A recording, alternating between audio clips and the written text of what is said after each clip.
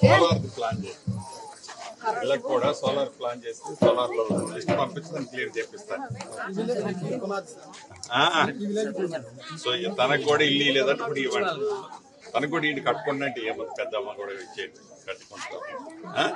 Current ఇస్తే పో, current ఇస్తే పో, ఇంకేం కావాలి నేను చేపిస్తుండు, నీకు చేపిస్తుండు. పట్టా భూములు నరుకుంటే ఎందుకు ఎంఆర్ఓ ఎవరే?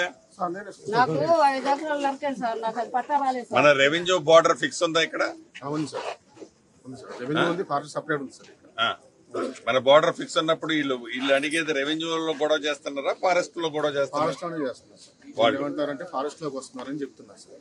మేము అందుకని దానికి వీళ్ళని ఒకసారి జాయింట్ సర్వే చేసుకొని మనం అనుకున్నాం కలెక్టర్ గారు, ఆ జాయింట్ సర్వే ప్రకారం వీళ్ళ బోర్డర్ మన రెవెన్యూ బోర్డర్ రావడం దాన్ని ఫిక్స్ చేయండి. రెవెన్యూ భూమి వాళ్ళు సాగు చేసుకున్నది యూనిఫామ్ గా సాగు చేయించుకోండి.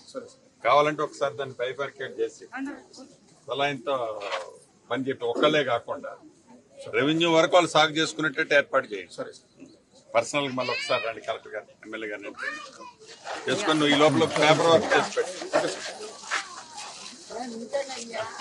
సంతోషం చల్లగా నిండా 100 ఏళ్ళు ఉండు.